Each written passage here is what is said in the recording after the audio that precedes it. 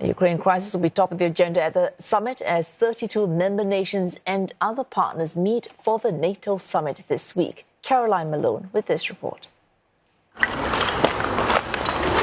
Hundreds of thousands of lives have been destroyed over the last 2.5 years in a war that has reduced parts of eastern Ukraine to rubble.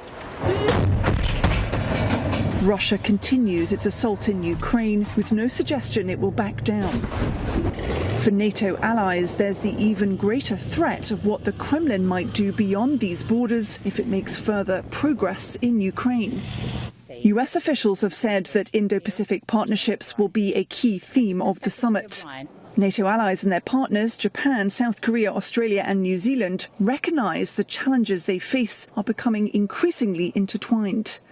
They plan to discuss in Washington, D.C. their wider concerns over Russia and its backers in Tehran, Pyongyang and Beijing. The reason Russia is able to stay on the battlefield is that it receives considerable support from China.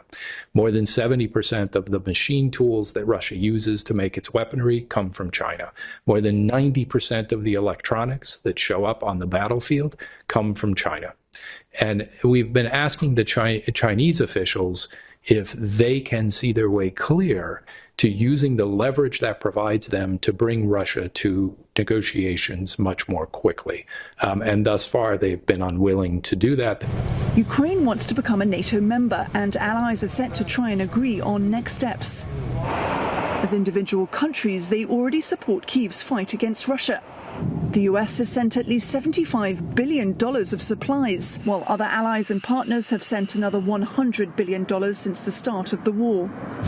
20 out of 32 NATO members are now spending 2% or more of their GDP on defence, something former US President Donald Trump highlighted as critical.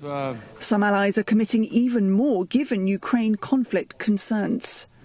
Trump is contesting the next US presidential election in November, just after NATO Secretary-General Jens Stoltenberg steps down and former Dutch Prime Minister Mark Rutte replaces him in October.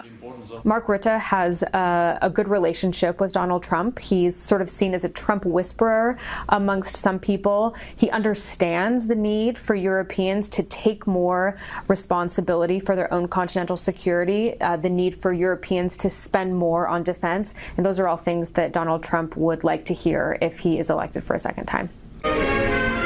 This is a significant year for NATO. It's 75 years since Europe celebrated the end of World War II, when allies signed a transatlantic agreement starting the alliance.